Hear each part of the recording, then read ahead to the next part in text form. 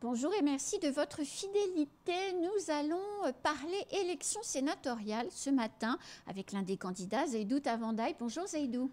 Bonjour Anne-Constance et je salue tous ceux qui nous regardent et qui nous écoutent du coup ce matin. Merci d'avoir accepté notre invitation. Dernière ligne droite avant le jour du scrutin puisque vous êtes candidat pour les sénatoriales. Zaidou Tavandaï, je vous ai invité parce que j'avais envie d'entendre, et puis nos téléspectateurs l'ont envie aussi, ont envie d'entendre ce que vous avez à dire sur les grands maux qui secouent notre département en ce moment et notamment sur la crise de l'eau. Si vous êtes élu sénateur, qu'est-ce que vous allez faire pour nous? Alors d'abord peut-être me permettre de dire ce qui est peut-être connu par de nombreuses personnes qui nous écoutent ce matin, que je suis de manière très officielle candidat aux élections sénatoriales du 24 septembre, puisqu'on avait jusqu'à vendredi 8 et c'est une étape majeure et chaque étape franchie dans une démarche, c'est une victoire. Une occasion aussi de remercier de fond de cœur toutes les personnes élues locales ici qui, par leur attitude, par leurs mots, m'ont permis de mettre en confiance, de prendre cette décision lourde de conséquences sur ma petite vie de famille. Hein. En disant ça, je pense à M. le maire de Mamoudzou et la quasi-totalité des élus de Mamoudzou qui l'entourent, qui ont accepté de coopter ma candidature. Je pense à mon ami le président du département, sa majorité, et puis même ceux qui sont de l'opposition, qui n'arrêtent pas de m'envoyer des signes positifs. Je pense au président de l'association de maires et puis aux 10 maires qui sont à mes côtés pour forcer un peu cette confiance sur le terrain. Donc vraiment, je ne cesserai jamais de leur remercier parce que les sénatoriales, ce n'est pas comme les autres élections, ce sont des élections assez techniques où on a besoin d'abord de prendre le temps de discuter, de voir si c'est une démarche utile à la collectivité qui peut imprimer et puis après on y va. Donc à un moment donné, j'ai vu cette signe positif et grâce à leur attitude, et je les remercie. Donc j'avais tendance à dire qu'ici, ces derniers mois à Mayotte, on disait que tout était urgent, que tout était prioritaire. Maintenant, le sémantique a changé, puisqu'on a l'impression que tout est crise. J'ai même un ami gradé militaire qui me dit que lui qui a fait plusieurs terrains à l'international, à Mayotte, en termes de dispositions psychologiques, lorsqu'on se lève le matin, on a la sensation de vivre en zone de guerre. Hein. Et jusqu'à ces derniers mois, c'était souvent la crise de sécurité, de l'insécurité, de délinquance, de l'immigration. Et tout d'un coup, chassé par cette crise, j'espère juste qu'il ne va pas nous amener aux abîmes des épidémies, parce que guerre civile, ça me fait peur, parce que l'eau, c'est la vie. Et qu'est-ce que je vois face à cette crise? Elle met d'abord en évidence les limites, les manquements sur notre manière à nous de nous organiser, nos attitudes d'acteurs locaux ici à Mayotte.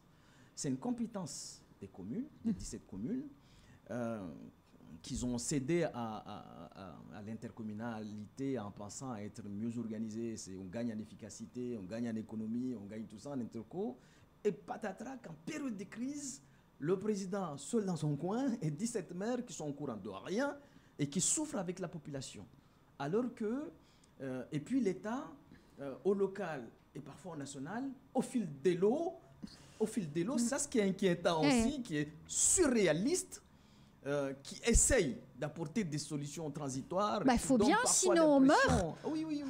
Heureusement que l'État est là, Zaidou Tavandaï. En fait, on a affaire juste à une matière qui est très singulière, l'eau, que notre droit positif a consacré à travers une loi de 2000 très connue, 1992, comme un élément du patrimoine de la nation. C'est ça la définition de l'eau dans notre droit positif.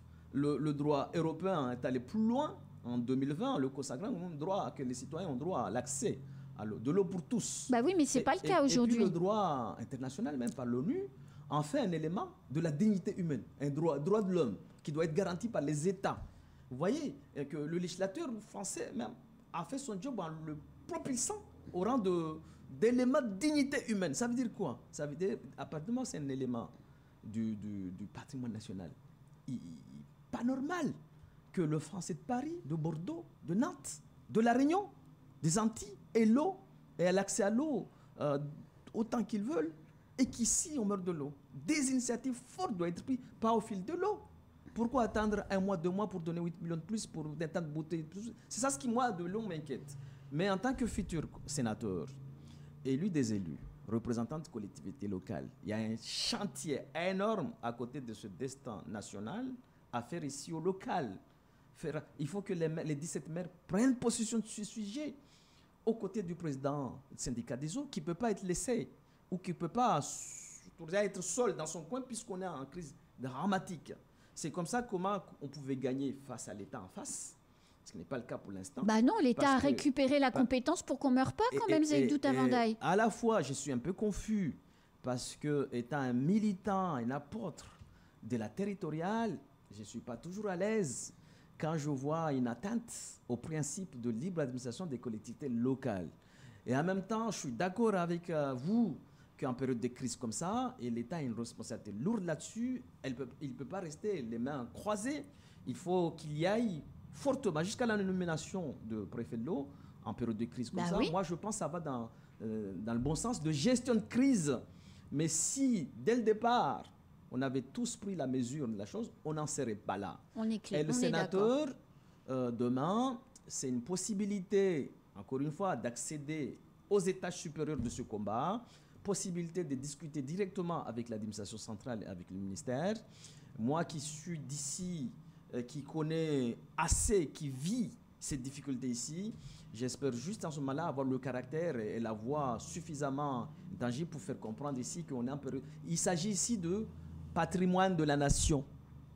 Ça veut dire quoi? Ça veut dire c'est immédiatement, c'est tout de suite le quoi qu'il en coûte. Ce n'est pas mon expression, ça, le quoi qu'il en coûte. Non, c'est celle d'Emmanuel Macron. Ça doit bénéficier aux Mahorais, surtout en matière de l'eau. C'est le quoi qu'il en coûte ici. Ce n'est pas 8 millions, puis on regarde. Ce n'est pas un plan disant vous aurez l'eau en novembre 2024.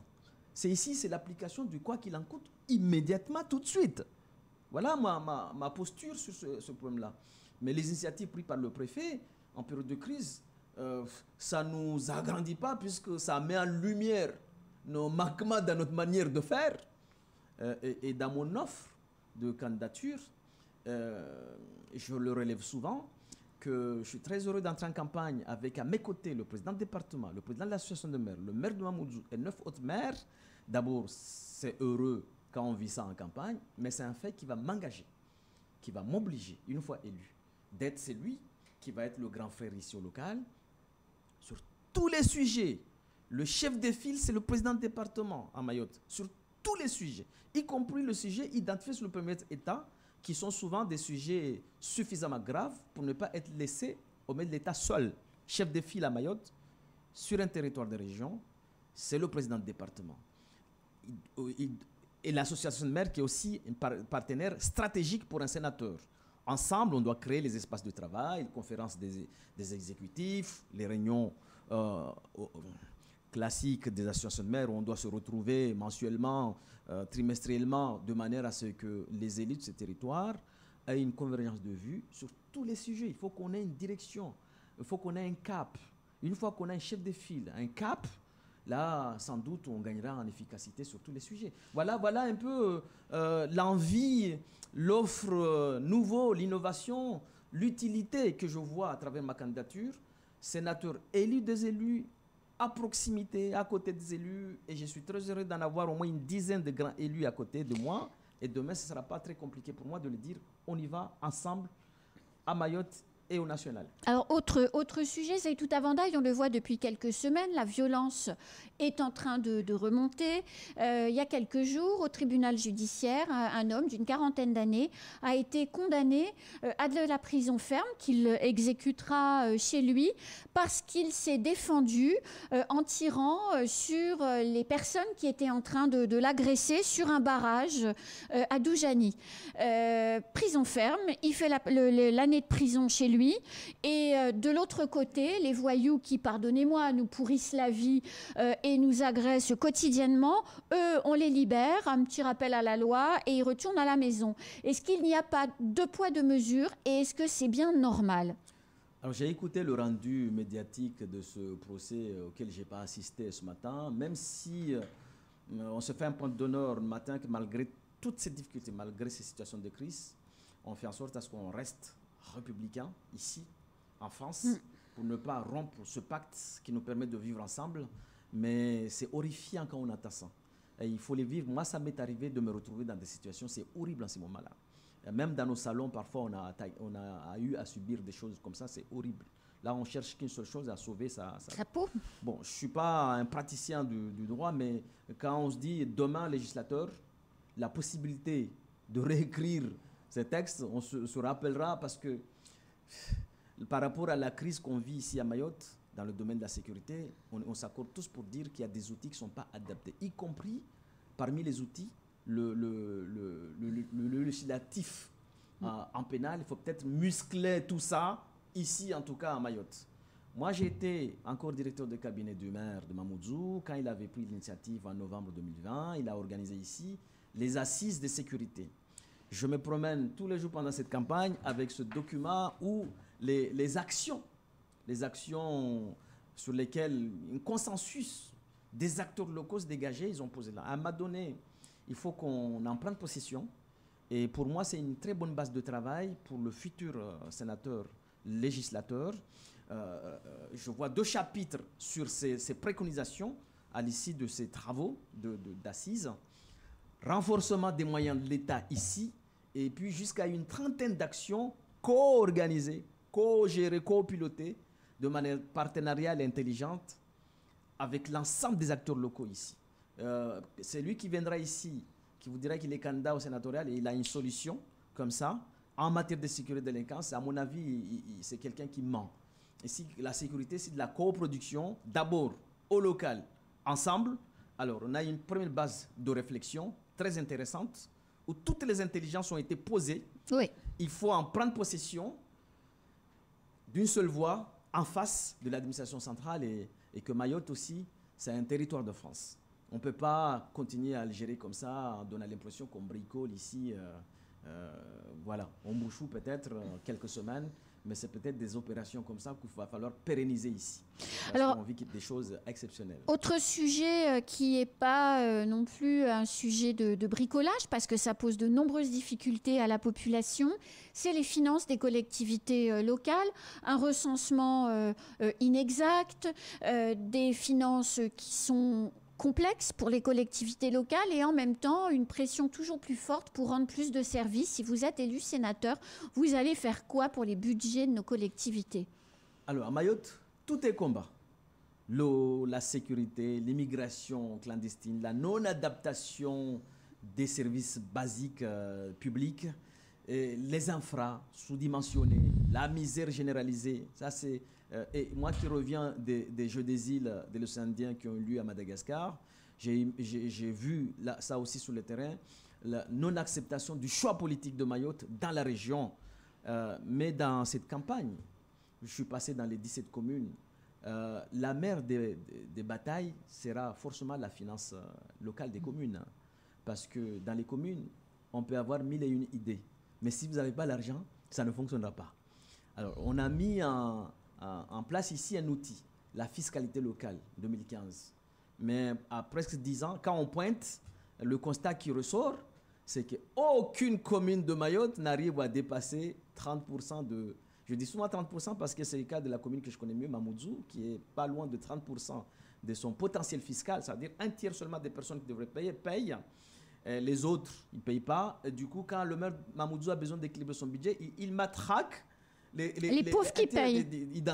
Ce qui est horrible, en fait. Ce qui est horrible. Donc, la mère des batailles, le sujet que le sénateur doit vivre avec les 17 maires au quotidien quasiment, faire valoir au national, à côté de ces grandes batailles que je viens, ces crises-là, c'est pas seulement la fiscalité locale, mais les finances locales. La conjoncture actuelle. Au dernier SIOM, le gouvernement se propose d'enlever l'octroi de mer. À Mayotte, l'octroi de mer, c'est 76% des recettes des communes. À Mamoudzou, c'est 20 millions d'euros chaque année. Commune comme Pamandi, c'est 3,5 millions. Donc, imaginez un instant si ces communes ne pas... Et en même temps, on s'accorde tous pour dire que l'octroi de mer, c'est d'abord une rupture d'égalité par rapport au droit européen, mais ça participe largement à la vie chère ici. Il faudra qu'à un moment donné, on soit traité comme des Français. On ne peut pas... Parce que l'octroi de mer, c'est le consommateur qui le paye au final. Bien sûr, bien sûr. Et puis, dans une conjoncture où la taxe d'habitation saute, manque à gagner pour les communes. difficulté de comptage des habitants. 100 000 habitants à Mamoudzou, la moitié en situation irrégulière, ça veut dire qu'ils ne payent pas. Et puis beaucoup d'enfants qui ne payent pas. Beaucoup de gens qui vivent en seuil de pauvreté qui ne payent pas. Donc vous savez bien qu'il y a une difficulté structurelle de assiette avec des compensations de l'État promises par la loi qui ne viennent pas toujours. Et moi j'ai grandi dans la pratique de ma fonction de DG, de directeur général adjoint des collectivités, avec ces tableaux-là. 135 € par tête, par habitant dans la région Mayotte. Et à côté, dans les autres régions de France, et même d'outre-mer, c'est 135 fois 2, fois 3. Donc c'est sous-dotation en fonctionnement et en investissement ici à Mayotte. La bataille, la mère des batailles au quotidien entre les maires et le sénateur. En 2023, il faut sortir de cette rupture d'égalité en défaveur de Mayotte. Seydou Tavandaï, ce sera ma dernière question parce que le temps tourne. Les Jeux des îles aux Comores, doit-on aller aux Comores sans chanter la Marseillaise et sans le drapeau bleu-blanc-rouge? Moi, je suis allé à 4 fois aux Jeux des îles. Le vrai sujet, jeu d'acteurs ici à Mayotte, il faut que sur le territoire de Mayotte, on s'organise de manière à ce qu'on soit capable de produire de la performance. Ça veut dire des infrastructures de base, des infrastructures de qualité et de la formation des hommes pour que nos enfants soient capables, soient en mesure de pratiquer du sport à Mayotte avec de la performance qui leur permettrait de s'élever au niveau régional et national. 40 ans, on est français, en tout cas dans le cadre... Aucun professionnel français professionnel à la retraite. Le sujet pour les Jeux des îles, c'est celui-là, que Mayotte produise de la performance à Mayotte. Oui, mais vous n'avez pas répondu à ma question. Faut-il aller aux Comores s'il n'y a pas de drapeau et s'il n'y a pas d'hymne national? Le drapeau et l'hymne national, un combat éminemment politique sur lequel, personnellement, je m'investirai. Et si au final, on n'a pas... Dans les 4 ans, parce que les Jeux, c'est tous les 4 ans, moi, je soutiendrai l'idée que le jeune participe il faut que les jeunes participent avec les autres. C'est un moyen puissant d'épanouissement de ces jeunes-là. Donc, on irait aux Comores se faire humilier. Cette humiliation, j'en tiens compte. Je ne suis pas n'importe qui, je suis un ancien sportif. J'ai le sens aigu de la pertinence des drapeaux. Et au dernier jeu, le porteur de drapeau, c'est le fils de mon frère. Le capitaine de karaté, c'est mon propre fils. Et quand on mange au restaurant, on parle de cette humiliation, on la vit dans notre chair, avec beaucoup de souffrance. Mais en même temps, qu'est-ce que j'étais heureux de le revoir avec ces médailles. L'autre porte-drapeau d'or à La Réunion, médaille d'or à La Réunion, médaille d'argent, médaille de bronze. J'ai vu comment ils sont arrivés à ce niveau-là, violence sur leur corps, violence avec la famille, pour aller ailleurs, obligés d'aller apprendre leur sport ailleurs. Alors, on doit se décarcasser pour que sur le territoire de Mayotte, on soit en situation de produire de la performance, ce qui n'est pas le cas pour l'instant. Tous ceux qui sont médaillés là, tous les champions qu'on a, soit ils passent Case Réunion ou Case Métropole. Impossible de faire de la performance ici. Au bout de 40 ans, on doit poser autour du cross comment on s'y prend pour produire de la performance ici. En tant qu'élu, grand élu, c'est le chantier. Mais on va quand même aux Comores. Aux Comores, on doit y aller avec des jeunes performants. Et même s'il n'y a pas de drapeau, même s'il n'y a pas d'hymne. L'hymne et le drapeau, une des médailles d'or qui doit être gagnée par les politiques. Et en tant que sénateur, je ferai partie de ces grands élus du territoire stratèges qui doivent se dire on doit à tout prix faire en sorte à ce que nos jeunes ne subissent pas cette humiliation. Mais mon discours sera aussi audible sur l'idée de la performance. Ensemble, construisons autour du cross ici de la performance. Formation des hommes. Eh bien, ce sera le mot de la fin. Merci beaucoup, Seydou Tavandaï, de votre honnêteté, du courage, parce qu'il faut du courage pour dire ça. Merci beaucoup. C'est la fin de ce temps de parole. Tout de suite, la suite de nos programmes.